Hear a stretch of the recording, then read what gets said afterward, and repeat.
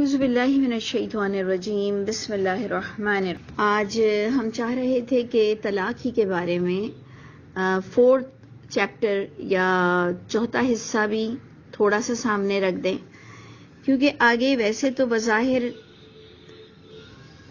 بیوہ کی آیتیں، بیوہ کے بارے میں آیتیں تھیں، جو کہ آیت نمبر تھی 233۔ جی 233 تک ہم نے پڑھ لیا تھا طلاق کے بارے میں، اور 234 پر ہم نے دیکھا تھا کہ وہ بیوہ کا قصہ شروع ہو رہا تھا۔ تو ہم چاہ رہے ہیں کہ اگر ہم اور جو کچھ آیتیں طلاق کے بارے میں رہ گئی ہیں اس کو پورا ایک دفعہ ہم بیان کر لیں کہ آپ کے پاس بھی اس کے 4 حصے ہوں۔ میرے خیال سے تو آج ہی کی کلاس میں جو آخری حصہ ہے، جو کہ ان آیتوں کی سیکوینس سے تھوڑا سا ہٹ کر ہے، ایک سورہ طلاق میں بھی کچھ مطلقہ کے بارے میں اور طلاق کے ٹاپک پر باتیں ہیں، سورہ طلاق میں بھی کچھ باتیں ہیں، اور میں نے جو ادھر غور بھی کیا تو آگے 236 سے بھی 235 سے بھی آپ دیکھیں گے کہ پھر تھوڑی سی بات طلاق کے بارے میں آ رہی ہے۔ تو اگر ہم ایک آیت کو ہٹا دیں اس وقت اور اس کو ہم اپنی نیکسٹ کلاس میں پیش کریں، 234 کو اس وقت پینڈنگ کر ہم 235 ہی کو سٹارٹ کریں سورہ بقرہ، اور اس کو بھی ہم طلاق ہی کے ٹاپک میں ایڈجسٹ کر دیں۔ تو آج ہمارا 4تھ پارٹ ہے، اور اس کے اندر کیا باتیں جو اللہ کو بتانی بہت ضروری تھیں وہ ہم غور کریں گے۔ تو جناب اعوذ باللہ من الشیطان الرجیم بسم اللہ الرحمن الرحیم، سورہ بقرہ آیت نمبر 236 میں 236 سے ہم نے پڑھنا ہے۔ تو پھر اس کا مطلب ہم نے 1-2 آیتیں سکپ کی ہیں بیچ میں سے، ٹھیک ہے؟ 2 آیتیں آپ لوگ سکپ کیجئے، مطلب 2 آیتیں آپ لوگ چھوڑیے، اور 236 کو ذرا سا دیکھیے کہ طلاق کے بارے میں کیا باتیں اللہ تعالیٰ بتا رہے ہیں۔ لا جناح علیکم، نہیں کوئی گناہ تم پر، ان طلقتم النساء، اگر طلاق دے دو تم عورتوں کو۔ دیکھیں بار بار جو بات ہو رہی ہے کہ تم طلاق دے دو عورتوں کو، تو وہ ہمارے یہاں جو ایک سیکشن کوئی اتنا بھی بیان کرتا ہے کہ عورتوں کو بھی طلاق کا حق ہونا چاہیے، تو میں کم از کم اس معاملے میں تھوڑی چپ ہوں۔ مجھے وہ بات دل پر نہیں لگتی ہے کہ کچھ اچھے اسکالرز، کچھ سمجھدار اسکالرز، ان کے دوسرے کافی اچھے کانسیپٹ ہیں، لیکن اس بارے میں ان کا ساتھ نہیں دے پا رہی ہوں، کیونکہ مجھے نظر نہیں آ رہا ہے کہ اگر نکاح نامے پر لکھوا دو کہ طلاق کا حق عورت بھی رکھے گی، تو اس سے کہتے ہیں کہ وہ ثابت ہو جاتا ہے کہ عورت بھی طلاق دے سکتی ہے۔ تو میں نے اپنے بچوں کے معاملے میں بھی یہ کام نہیں کیا، کیونکہ یہ بات میرے دل پر نہیں لگی۔ میں یہ ضرور جانتی ہوں کہ عورت خلا لے سکتی ہے، اور اگر بہت پیچیدہ معاملہ ہو تو جلدی طلاق ہو جانی چاہیے بنسبت اس کے کہ اور بچے پیدا ہوں۔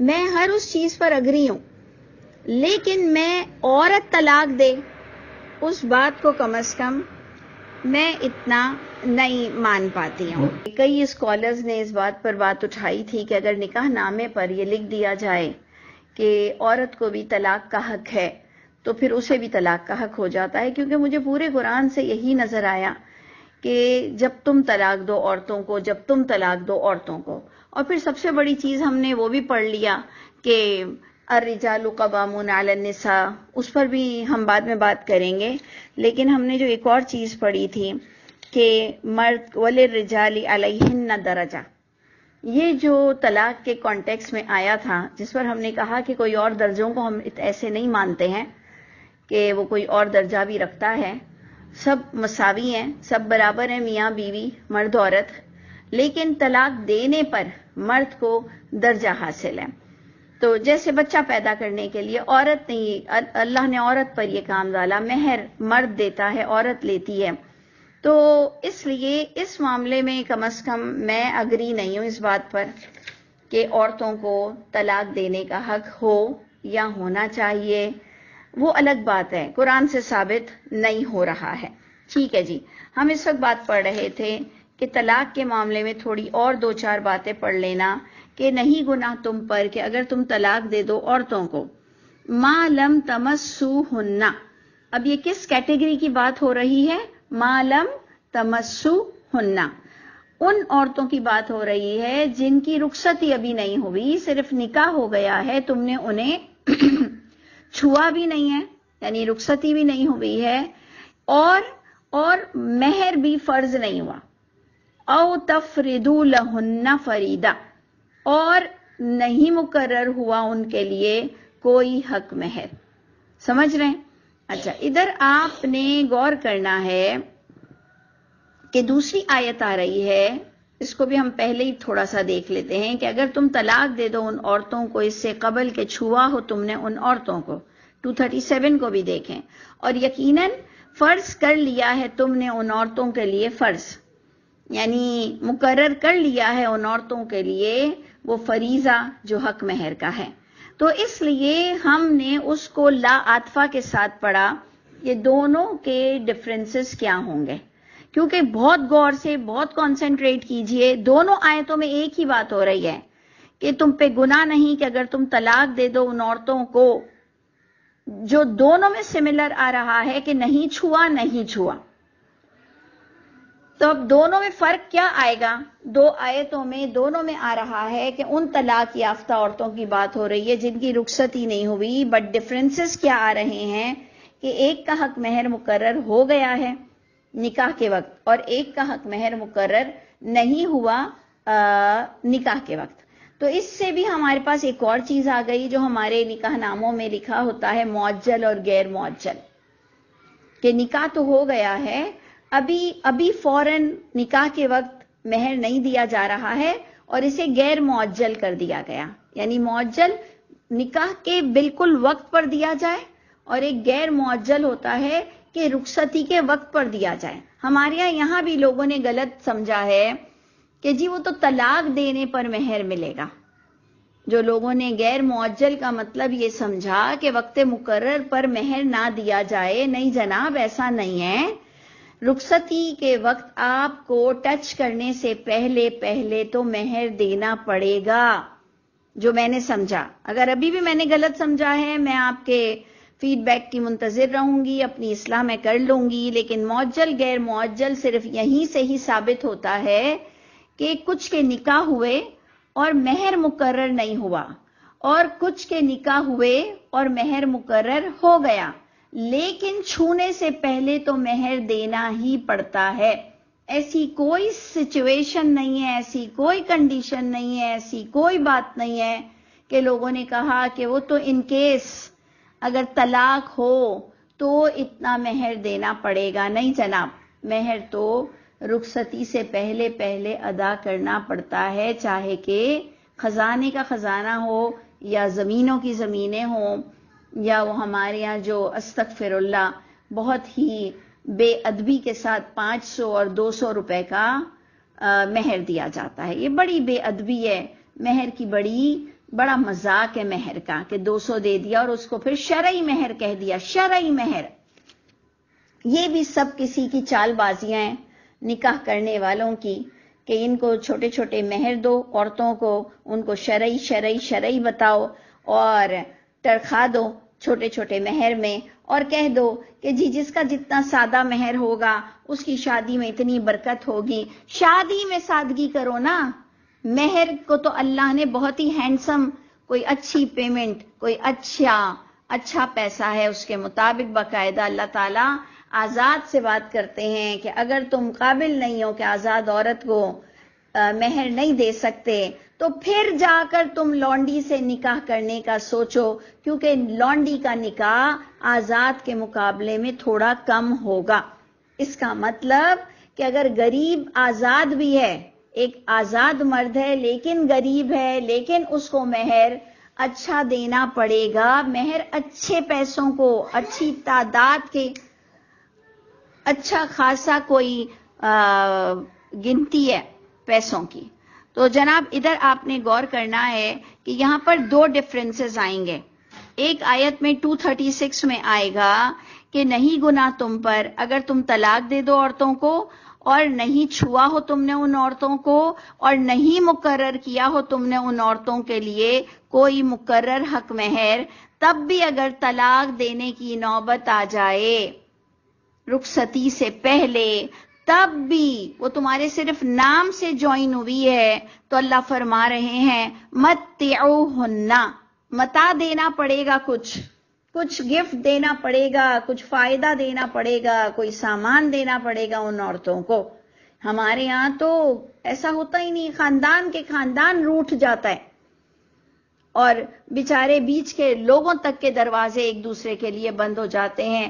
یا تو اللہ کہہ رہے ہیں گفٹ دے کر عورت سے بات کو تمام کرو، یا تو عورت گھر میں ہے ہی نہیں سمجھے، یا تو سمجھیں گے دور دور ہی تھی لیکن صرف نام سے منسلک ہوئی تھی، تب بھی اللہ کہہ رہے ہیں کہ اگر طلاق کی نوبت آ جائے تو تب بھی تمہیں کچھ تحفہ بھیجنا پڑے گا اس عورت کو۔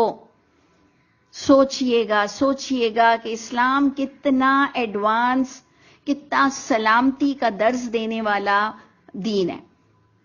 اس کے بعد آپ دیکھیں کہ اللہ فرماتے ہیں وسعت والے پر اس کے اندازے کے مطابق، یعنی اچھا خاصا کچھ دو۔ اللہ تعالیٰ مردوں کو غیرت دلا رہے ہیں کہ تم نے اگر بات بھی ختم کرنی ہے تو کچھ فائدے اور متا دے کر اس عورت سے اپنے نام کو ختم کرو گے۔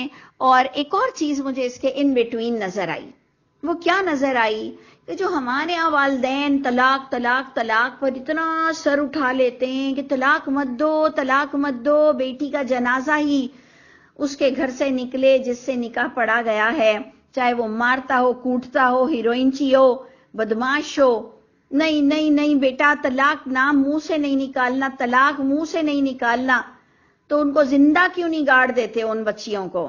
تو ادھر آپ غور کیجئے کہ یہاں تو طلاق ہو رہی ہے، ابھی دونوں میں ریلیشن بھی قائم نہیں ہوا، تو پھر کوئی ایسی سچویشن آ گئی ہے کہ ہو سکتا ہے اس کے بیک گراؤنڈ، اس کا گھر، اس کے بارے میں ان کے ساتھ کوئی جھگڑا، کوئی معاملات، کوئی چیز ہوئی ہے، لیکن ادھر بھی اللہ ناراض نہیں ہے۔ اللہ کہہ رہے نہیں، اگر تمہیں لگتا ہے کہ کوئی ایسا تم دونوں کے درمیان خاندانی معاملہ ہو گیا ہے، یا تمہیں کوئی لڑکی کے بارے میں پتا چلا ہے یا لڑکے کے بارے میں پتا چلا ہے، تو ابھی ہی اس کو ختم کر دو۔ دیکھا آپ نے، ہمارے یہاں تو کہتے ہیں نہیں ابھی گھر میں کہاں آئی ہے بچی، تو طلاق کیسے دے سکتے ہیں؟ ارے بابا، اگر کہیں بھی دراڑیں شک کی پڑ جائیں، کہیں کوئی مسئلے مسائل کانفلکٹ ہو جائے، کہیں پر کچھ ہو جائے، بھائی دنیا میں 10,000 چیزیں ہوتی ہیں، تو اللہ کہہ رہے ہیں کہ اگر حق مہر مقرر نہیں بھی ہوا تھا تب بھی کچھ دو، وسعت والے پر اس کے اندازے کے مطابق، تنگ دست پر اس کے اندازے کے مطابق، لیکن متاعا بالمعروف، متا دینی چاہیے معروف کے ساتھ، اچھائی کے ساتھ، حقا علی المحسنین، جو شخص محسن طبیعت ہوگا، نیکوکار ہوگا، اللہ سے ڈرنے والا ہوگا، اس پر یہ حق بنتا ہے۔ تو اب توبہ کریں جس نے غلطیاں کی ہیں، ابھی بھی اگر کوئی اصلاح ہو سکتی ہے تو اصلاح کر لیں، لیکن آپ دیکھیں کہ اللہ تعالیٰ آپ کو اور ہم کو اس طلاق کے ٹاپک میں کتنا بخشش کا سامان میسر ہو رہا ہے۔ اس کے بعد 237 آیت کو دیکھیے کہ اگر طلاق دے دو تم ان عورتوں کو اس سے قبل کہ تم نے چھوا ہو، ان عورتوں کو، وہی سملر چیز ملتی جلتی اوپر کی آیت سے، اور اب کیا ہو رہا ہے؟ وَقَدْ فَرَضْتُمْ، اور یقیناً تم نے فرض کر دیا تھا، لکھ دیا تھا، مقرر کر دیا تھا ان کے لیے فریضہ مہر کا، یعنی ایک وہ اب عورت جس کا مہر مقرر تھا، ہو گیا تھا، فَنِصْفُ مَا فَرَضْتُمْ، تو اب طلاق دینے پر تمہیں آدھا مہر دینا پڑے گا۔ انڈرسٹینڈ؟ یعنی آدھا مہر تم دو گے ضرور، صرف تم نے مقرر کر لیا تھا تو آدھا دو گے، مقرر نہیں کیا تھا تب بھی کچھ گفٹ دو گے، وہ تم پر ڈیپینڈ کرتا ہے، لیکن اگر کہ مقرر کر لیا تو آدھا دو گے، الا، یہاں سے تھوڑا سا ٹرننگ پوائنٹ ہے آیت کا، الا ان یعفون او یعفو الذی بیدہ عقدۃ النکاح، سوائے یہ کہ یعفون، یعنی عورتوں کی طرف اشارہ ہو رہا ہے کہ اگر وہ عورتیں معاف کر دیں یا وہ معاف کر دے وہ جو جس کے ہاتھ میں نکاح کی گرہ ہے. اس پر کچھ لوگوں نے کہا کہ وہ شوہر کا تو معافی کا کوئی حق ملا ہی نہیں ہے. جس کے ہاتھ میں نکاح کی گرہ ہے. تو آپ غور کیجئے گا کہ نکاح کی گرہ، اس سے عقدۃ النکاح سے آپ کو ثابت ہوتا ہے ولی، گارجین.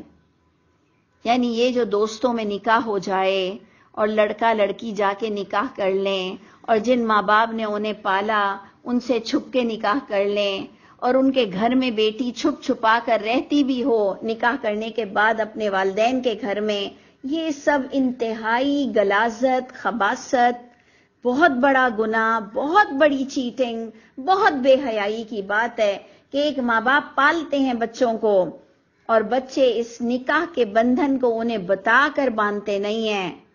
وہ تو اس سچویشن میں ہم ماں باپ کو چھوڑ سکتے ہیں جب آپ کے والدین آپ کے لیے کوئی برا فیصلہ کر رہے ہوں، کوئی ہیروئنچی سے، کوئی بڈھے سے، کوئی پیسہ لے کے کوئی غلط معاملہ کر رہے ہوں، تو چلیں بچی یا بچہ کوئی قدم اٹھا لے اور یہ نکاح میں والدین کو شامل نہ کرے، چلیں.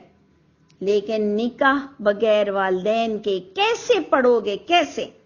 یعنی بڑی بڑی ناجائز اور بیجا چیز ہے کہ والدین شامل نہ ہوں، جنہوں نے تمہیں دنیا میں پالا، جن کے پیسوں پہ تم پلے ہو، تو ان کو تم نکاح میں شامل نہ کرو. تو یہ پورا پوائنٹ میں نکالتی ہوں عقدۃ النکاح سے کہ یا تو خود دلہن معاف کر دیں، وہ عورتیں معاف کر دیں کہ ہاں بھائی میرا حق نہیں بن رہا کہ میں آدھا مہر لوں، کیونکہ ہم دونوں کے ریلیشن قائم نہیں ہوئے، بیچ میں کوئی وار ہو گئی، کوئی جنگ ہو گئی، کوئی سپریشن ہو گیا، کوئی باپوں کا جھگڑا ہو گیا، کوئی فیملی ٹرمز میں گڑبڑ ہو گئی، کوئی کچھ ہو گیا، تو چلیں ٹھیک ہے عورت چاہے گی. اس کا مطلب ایک عقل مند عورت کا نکاح ہو رہا ہے، یہ 9 سال کی بچی کا، گڑیا سے کھیلتی ہوئی کا نکاح نہیں ہوتا ہے.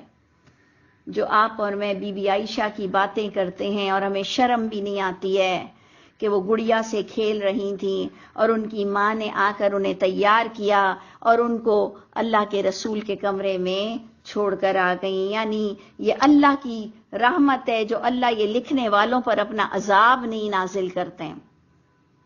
یعنی نکاح تو اس کا ہوتا ہے جو عورت سمجھدار ہو، پیسہ رکھنے کے قابل ہو، بچے پیدا کر کر انہیں پالنے کے قابل ہو، انہیں پڑھانے لکھانے کے قابل ہو، ان کا نکاح ہوتا ہے اور ان کی مرضی سے ہوتا ہے.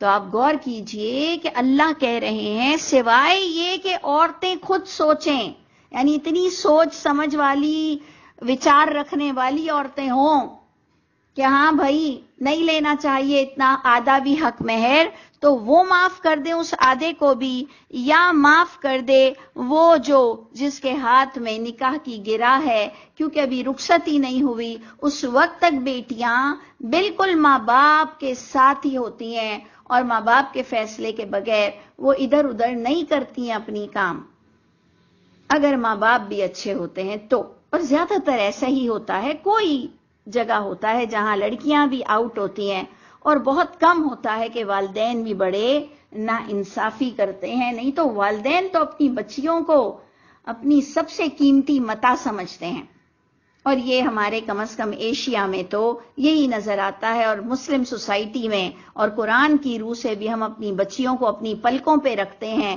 اسپیشلی شادی کے آخری دن تک. تو یا تو والدین معاف کریں، والد معاف کرے، سب کو عقل پر بلایا گیا کہ حق تو ہے تمہارا کہ اگر اب طلاق کی سچویشن آ گئی ہے اور آدھا حق مہر مقرر ہو گیا ہے، لیکن اس آدھے حق مہر کو اگر تم معاف کر دو تو بہتر ہے. تو کچھ علماؤں نے کہا ہے کہ وہ آدھے کو بھی لڑکا معاف کر کے پورا دے دے. یہ بھی کچھ لوگوں نے اس کا نظریہ یہ بھی نکالا ہے کہ یا معاف کر دے لڑکا اور پورا دے دے. تو خیر یہ جو مجھے نظر آ رہا ہے وہ میں نے آپ کو بتا دیا. وَأَن تَعْفُوا، اللہ تعالیٰ سب کو جمع کے سیگے میں کہہ رہے ہیں تم سب اگر درگزر کا معاملہ رکھو تو اقرب للتقوی، تو وہ بہت قریب ترین چیز ہے تقوی کے لحاظ سے. مت بھولو فضل تمہارے درمیان کہ اللہ نے تم پر کتنا بڑا فضل رکھا ہے کہ کسی کو تم بیٹی دیتے ہو تو ابھی رخصتی نہیں ہوئی ہے تو گنجائشیں بھی کتنی باقی ہیں، اور اگر بیٹی دے بھی دیتے ہو تو پھر بھی گنجائش اللہ نے رکھی ہے کہ ہم اپنی بیٹی کو کسی بھی دن اپنے گھر واپس لا سکتے ہیں. وہ کسی قید خانے میں نہیں چلی گئی. وہ اللہ نے بھی کوئی ایسا حکم نہیں دیا کہ ایک ظالم سے اگر نکاح پڑھ لیا گیا ہے تو اب اس کو ساری زندگی نبھانا پڑے گا. یعنی ہر طرف سے دیکھو تو اللہ کے فضل ہی فضل ہیں. ہر لحاظ سے طلاق میں بھی فضل ہے اور نکاح میں بھی فضل ہی فضل ہے. تو اللہ تعالی ہم سب کو آنکھوں کی ٹھنڈک دے اپنے جوڑوں سے اور اپنے بچوں سے. ان اللہ بما تعملون بصیر، اللہ ہر چیز کو آبزرو کر رہے ہیں، دیکھ رہے ہیں.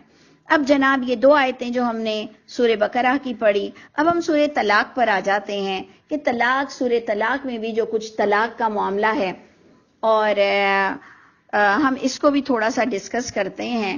اس سے پہلے میں آپ کو ایک اور بات بتا دوں کہ کچھ لوگوں نے مجھ سے یہ بھی سوال کیا کہ کیا طلاق دے کر جو لکھا ہوا ہے کہ عورت نہ چھوڑے اپنا گھر، تو کیا عدت کے دن اس کو شوہر کے گھر میں کرنے پڑیں گے؟ ضروری ہے، قرآن کی روح سے ہے. تو دیکھیں یہاں پر آیت کو ہم تھوڑا سا ڈسکس کرتے ہیں. یا ایھا النبی، اے نبی جب تم طلاق دو عورتوں کو، یہاں پہ بھی دیکھیں مرد کو حکم ہے، نبی کو حکم ہے. اور یہ چیز میں نے پہلے بھی ڈسکس کر لی کہ اے نبی جب تم طلاق دو عورتوں کو، اور اللہ کے نبی نے کوئی عورت کو کبھی کوئی طلاق نہیں دی ہے، قرآن کی روح سے ثابت نہیں ہو رہا ہے.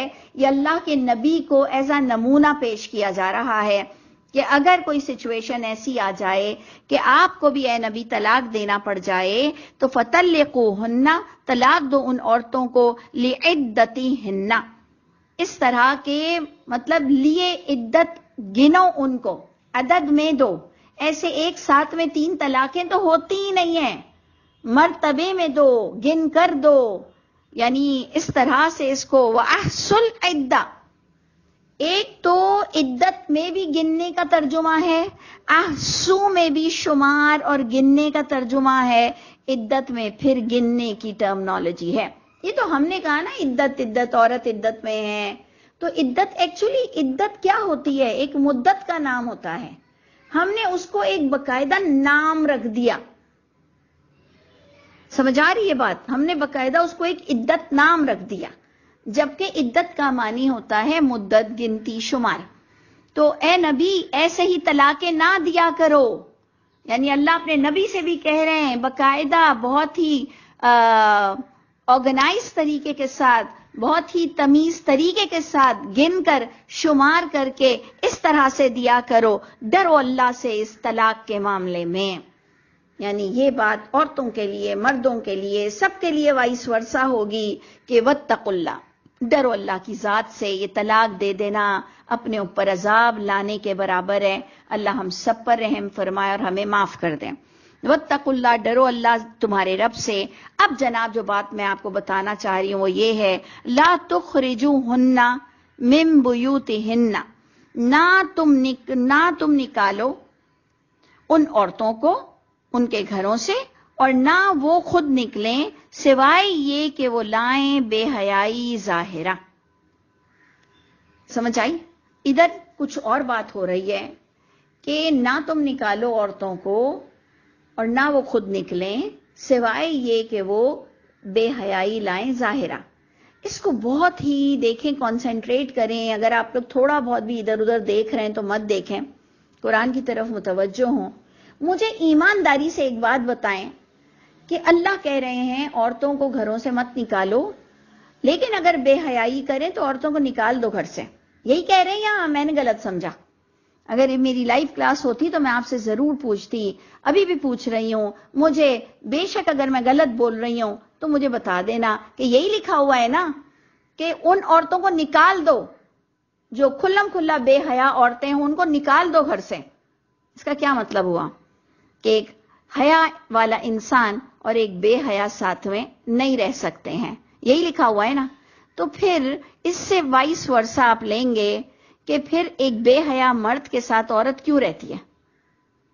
اللہ اس وقت مردوں کو عورتوں کے لیے حکم دے رہے ہیں کہ عورتوں کو مت نکالو، مگر بے حیا عورتوں کو نکال دو۔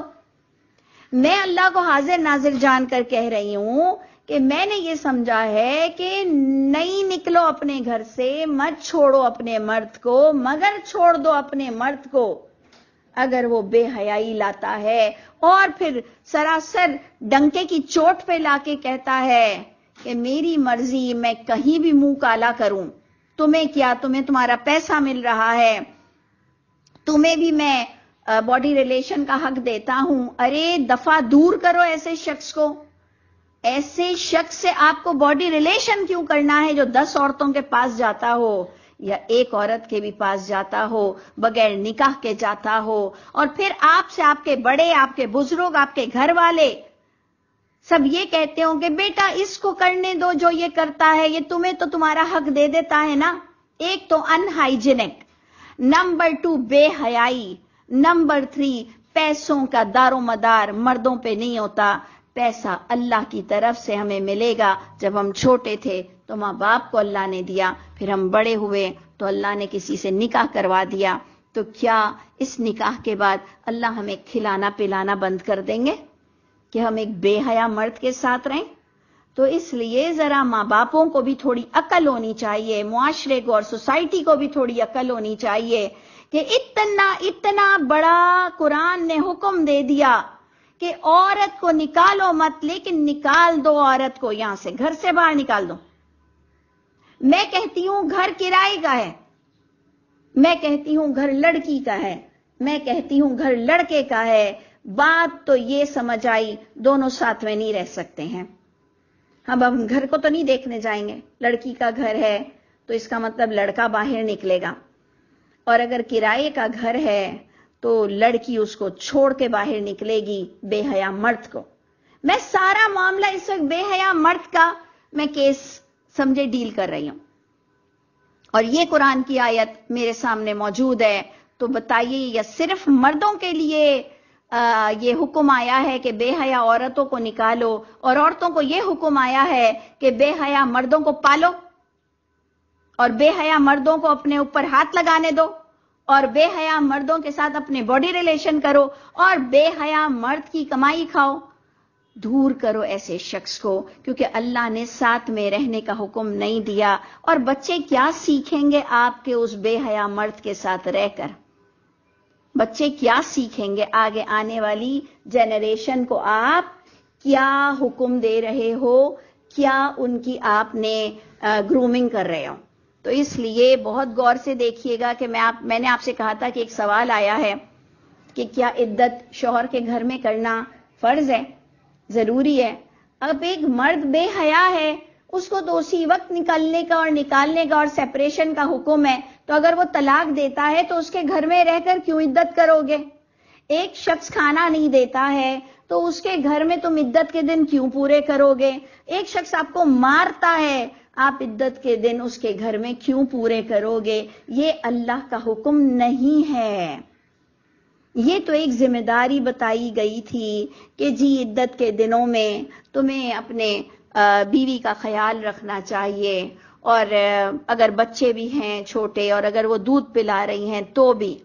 یہ ساری چیزیں تو وہاں پر آ رہا ہے کہ جہاں پر عورت کا بھی کوئی ہے نہیں بیک گراؤنڈ پر، اور عورت میں بھی وہ چیز نہیں ہے، اور وہ بیچاری کو آپ سڑک پہ ڈال دیں گے کیونکہ آپ کا جھگڑا بے حیائی پر نہیں ہوا، کسی اور وجہ سے اب آپ کی انڈرسٹینڈنگ نہیں ہو رہی ہے، تو وہاں پر عدت کے دنوں تک میں مرد کی ذمہ داری رہے گی، اور اگر بچہ پیدا ہو گیا ہے تو بچے کے دودھ تک بیوی کی ذمہ داری رہے گی، اور اگر کہ وہ بچے کو بھی اپنے انڈر میں کر لیتا ہے تو پھر بیوی کی کوئی ذمہ داری اس پر نہیں رہتی ہے۔ اس لیے کوئی قرآن کی ایسی آیت نہیں ہے کہ آپ کو بتایا جائے کہ ایک ظالم اور غلط مرد کے ساتھ آپ عدت کے دنوں کو پورا کرو۔ تو جناب یہ 2 باتیں جو میں نے آپ کو کرنی تھی وہ کر دیں، اور یہ حدود اللہ ہے، جو اس حدود سے تجاوز کرے گا تو فقط ظلم نفسہ۔ اللہ فرماتے ہیں کہ اگر اس نے جھوٹا الزام لگا کے بیوی کو نکالا ہے گھر سے تو فقد ظلم نفسا، اگر اس نے جو بھی کوئی کام غلط کیا ہے اور اپنی بیوی کو گھر سے نکالا ہے، فقد ظلم نفسا، اور اللہ کہہ رہے ہیں کہ عورتوں تم بھی بہت ہائپر ہو کر مت نکل جایا کرو چھوٹی یا دوسری باتوں میں. لا تدری لعل اللہ، تم نہیں جانتے، تم میں سے کوئی نہیں جانتا کہ اللہ تعالی شاید کوئی بات بنا دے اس بات کے بعد. لا تدری لعل اللہ یحدث بعد ذالک امرا. اللہ فرما رہے ہو سکتا ہے کہ کوئی بات بن جائے تو تم بھی بالکل فوراً سیڑھیاں مت اتر جاؤ، لیکن بے حیائی پر تو کوئی کسی کو برداشت کرنے کا حکم نہیں دیا جا رہا. پھر اللہ تعالیٰ وہی بات کہہ رہے ہیں جو ہم نے سورہ بقرہ میں پڑھا کہ جب وہ پہنچ جائیں اپنی مدت کو تو روک لو ان کو معروف کے مطابق، یا جدا کر دو ان کو معروف کے مطابق. یا سورہ طلاق میں دو عدل والوں کو بلانے کا اور دو عدل والوں کو دونوں طرف سے شہادت کو قائم کرنے کا حکم دیا جا رہا ہے. یہ تلقین ہے کہ جو ایمان رکھتا ہو اللہ اور یوم آخر پر. اور آپ کو پتہ ہے سورہ طلاق نام کو تو طلاق ہے، لیکن غور کریں تو تقوی کا درس دیا جا رہا ہے. اس سورہ طلاق میں آپ کو تقوی کا درس دیا جا رہا ہے، جس سے میں بار بار یہ بات کو کہتی ہوں کہ یہ جو طلاق آج معاشرے میں اتنی عام ہو چکی ہے، یہ بہت بڑا ظلم ہے اگر ہم ناانصافی کے ساتھ یہ طلاقیں کرتے ہیں. عورتوں کے بھی بڑے رجحان ہیں، مردوں کے بھی بڑے رجحان ہیں، طلاق بہت عام ہو گئی ہے، لیکن جو جس کے ساتھ ناانصافی کر رہا ہے اور ایک دوسرے کے آگے بے پردہ ہو کر اس مضبوط بندھن کو ٹوٹنا کوئی اچھی بات ہے نہیں. ویسے کوئی اچھی بات ہے نہیں کہ ایک دوسرے کے آگے آپ بے پردہ ہوں اور پھر آپ دھاڑ دھاڑ اس بندھن کو توڑ دیں. لیکن ادھر اللہ تعالی ہم سب کو تقوی کا درس دے رہے ہیں. تو اس کی ایک اور پوائنٹ ہماری بس رہ گئی ہے. آیت نمبر 4 میں دیکھیں، سورہ طلاق کی آیت نمبر 4 میں آپ کو ملے گا کہ وہ عورتیں ان کی جو مدت ہے طلاق کی اس پر ڈسکس ہوا کہ وہ عورتیں جو مایوس ہو چکی ہیں حیض سے تمہاری عورتوں میں سے. تو یعنی عدت کے دن پورے کرنا کتنا بڑا میجر پوائنٹ ہے جس کو ڈسکس کیا گیا کہ اگر تم میں سے وہ عورتیں جو مایوس ہو چکی ہیں حیض سے، ہم نے سمجھا کہ جی بند ہو چکے ہیں جن کو مینسس، یا ہم سمجھیں گے جنہیں آتے نہیں ہیں، تو آگے ان کے بھی بارے میں آ گیا جنہیں آتے نہیں ہیں. ٹھیک ہے، تو یعنی 3 کیٹیگری اللہ تعالیٰ نے اس وقت اب بیان کی. ایک وہ عورتیں جنہیں مینسز آنا بند ہو گیا ہے یا irregular ہیں، ان ارتبتم، تو اگر تمہیں کوئی شک کی گنجائش ہو کہ اگر وہ irregular مینسز ہیں کہ 10 دن سے 15 دن سے آ جاتے ہیں، تو اللہ نے اتنا یہ بڑا میجر حکم تھا کہ اللہ نے فرمایا پس گنتی ان کی عدت ان عورتوں کی 3 اشہر. یعنی ایک جگہ اللہ تعالیٰ نے فرمایا 3 مینسز، اور ایک جگہ اللہ تعالیٰ نے جو irregular مینسز ہوں جن کو آتے نہ ہوں ان کے لیے 3 ماہ کی مدت اللہ نے معین کی ہے کہ وہ 3 ماہ تک نکاح نہیں کریں گے، اس کے علاوہ عدت کسی اور چیز کا نام نہیں ہوتا ہے. اور وہ عورتیں واللائی، وہ عورتیں لم یحدن، جن کو حیض ہی نہیں آتا، تو ان کی بھی مدت کیا ہوتی ہے. اس میں یہ یاد رکھیے گا کہ کوئی چھوٹی بچی کی طرف اشارہ نہیں ہے، کیونکہ اس کا محکم آیت آ چکی تھی. اس کی محکم آیت آ چکی تھی کہ نکاح تو اسی وقت ہوتا ہے عورتوں کا، تو جو نکاح ہوتا ہے تو پھر طلاق ہوتی ہوگی نا. تو اس لیے پلیز وہ 2 باتوں کو گڑبڑ مت کر دیجئے گا کہ جنہیں حیض نہیں آیا تو 6 سال کی بچیوں کے نکاح ہو رہے ہیں اور 2 سال کی بچیوں کے نکاح ہو رہے ہیں اور پیدائشی بچی کا نکاح ہو رہا ہے یا 9 سال کی بچی کا بھی نکاح ہو رہا ہے، بے شک اس کو مینسز بھی آتے ہوں. عقل کا ہونا، بالغ کا ہونا نکاح کے لیے محکم آیت آ چکی ہے. تو آپ اس آیت کے ساتھ اس آیت میں خیانت نہ کریں. میرے نزدیک تو خیانت ہوگی کہ اگر کوئی اس آیت کو ڈھال بنا دے کہ واللائی لم یحضن، کہ وہ عورتیں جن کو حیض نہیں آتا، عورتیں جنہیں حیض نہیں آتا. تو ایسا بھی دنیا میں ہے، جائیں آپ ڈاکٹر سے پوچھیں، آپ دنیا کو دیکھیں، آپ کے گھر میں بھی بیٹیاں ہوں گی. بہت ریئر کیسز میں بہت کم ہوتا ہے یہ کہ کسی کو لائف میں مینسز ہی نہیں آتے ہیں، اس پر بھی طلاق ہو جاتی ہے. تو یہ ایک بالغ ہی عورت کی بات ہو رہی ہے، بچی کی بات ہی نہیں ہو رہی ہے. وہ محکم آیت آپ کی آ چکی ہے، تو پلیز اس کو گڑبڑ کر کے خیانت مت کیجئے گا. تو اللہ فرماتے ہیں سب کی عدت، جس کا بھی گڑبڑ گھوٹالا ہے مینسس کا، تو اس کے لیے 3 ماہ کی مدت ہے. اور حمل والیوں کی بھی بات ہو گئی کہ ان کی بھی عدت یہ ہے کہ وہ بچہ جن لے، یعنی وہ کلیئر ہو جائے بچہ جن کر. اگر طلاق کے دوسرے دن بھی بچہ ہو جائے تو وہ کلیئر ہو جائیں کہ اب ان کے اندر پریگننسی کا کوئی شائبہ نہیں ہے، تو تب آپ نے دیکھا کہ عدت ختم ہو جاتی ہے. طلاق یافتہ کی بھی اور بیوہ کی بھی سیم. تو یہ اتنی بڑی اگزامپل ہے ان بات پر کہ طلاق، یہ عدت صرف نکاح نہ کرنے کا نام ہے. یعنی یہ اتنی بڑی دلیل ہے کہ جو ہمارے یہاں بیواؤں کو رون دیا ہے، بیواؤں کے لیے مشکل کھڑی کر دی ہے، بیواؤں کے لیے زندگی تنگ کر دی ہے. خدا تعالیٰ ان کی زندگی تنگ کریں گے جو انہوں نے بیواؤں پہ پوری 4 دیواری میں انہیں قید کر دیا 4 مہینے 10 دن. تمہیں خدا تعالیٰ 10 دن قید کریں گے نا تو تمہیں پتہ چلے گا کہ کیا ہوتا ہے. تو اس لیے فضول کی لائبلٹیز نہ لگایا کریں بیواؤں پر بھی. صرف طلاق نہ، صرف نکاح نہ کرنے کا نام ہے عدت. عدت کا مطلب ہے کہ بس عورت کسی اور کے ساتھ باڈی ریلیشن نہیں کرے گی. تو اب بچہ جن لیا ہے تو اس کی کوئی عدت اور مدت نہیں ہے. اور یہی بات آ رہی ہے کہ اللہ سے ڈرتے رہو. پھر آیت نمبر 6 بھی، اس آیت کے ساتھ شاید ہمیں اینڈ کرنا پڑے گا، یا ایک اور بھی آیت ہے کہ انہیں وہاں رکھو جیسے تم رہتے ہو عدت کے دنوں میں، اور مت ستاؤ تاکہ تم تنگ کر دو ان پر زندگی کو، یا جب تک کہ وہ ذمہ داری ہے طلاق کے بعد اس کی بات ہو رہی ہے. اور اگر ہیں وہ حمل والی تو خرچ دو ان کو، ان پر یہاں تک کہ وہ ودا کر دیں اپنا حمل. یعنی یہ سب وہ والی کیٹیگریز جا رہی ہیں کہ اگر وہ پریگننٹ ہیں تو تب بھی تمہاری ذمہ داری میں ہیں، اور اگر وہ دودھ پلائیں تو ان کو ان کی اجرت دو، اور اجرت کا معاملہ بھی باہم طے کر لیا کرو. اور اگر تم ستاؤ گے ایک دوسرے کو، تنگ کرو، یا تمہارا انڈرسٹینڈنگ نہیں ہو رہی ہے تو دوسری عورت یا دوسری کوئی دائی سے اس کا دودھ مقرر کر لو، یا ڈبے کا دودھ یا جو بھی دوسرا دودھ پلانے کے لیے مرد ہی ذمہ دار ہوگا. اس پر بھی بتایا گیا کہ مرد کی اپنی وسعت کے مطابق وہ پیسہ دے گا، اور اللہ کسی کو اس کی جان سے زیادہ تکلیف نہیں دیتے ہیں. تو یاد رکھنا کہ سیجعل اللہ، مجھے یہ آیت بڑی پیاری لگتی ہے. اللہ فرماتے ہیں کہ میں نے کسی کو کوئی بہت زیادہ ذمہ داری نہیں دی کہ نہ مرد اٹھا سکے اس ذمہ داری کو اور نہ عورت. ہر ایک کو اس کے حساب کے مطابق بڑا بیلنس اللہ نے یہ سارا معاملہ کیا ہے، جس پر اللہ بڑے محبت سے، آپ دیکھیں، تسلی دے رہے ہیں آیت نمبر 7 کے اینڈ میں سورہ طلاق میں کہ سیجعل اللہ بعد عسر یسرا، جلد اللہ تعالیٰ کر دیں گے تنگی کے بعد آسانی. یہ مردوں کو بھی سوچنا ہے، عورتوں کو بھی سوچنا ہے کہ ٹائم بینگ تو یہ سب تکالیفیں ہیں، لیکن اگر وہ اللہ کے حساب کے مطابق ہر طرح کے معاملے کو ڈیل کریں گے تو اللہ تعالیٰ ہر تنگی کے بعد آسانی ضرور رکھتے ہیں. پروردگار ہم سب کے حامی و ناصر ہوں، اور اللہ تعالیٰ ہم نے جہاں کہیں کوئی غلط بیانی کی ہے ہماری اصلاح ہو جائے عافیت کے ساتھ. السلام علیکم ورحمۃ اللہ وبرکاتہ.